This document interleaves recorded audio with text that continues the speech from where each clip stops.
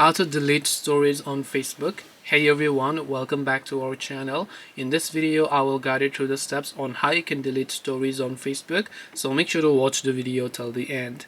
If you happen to actually upload a certain story which you would like to delete it from Facebook, all you have to do is go ahead and then again launch the Facebook application.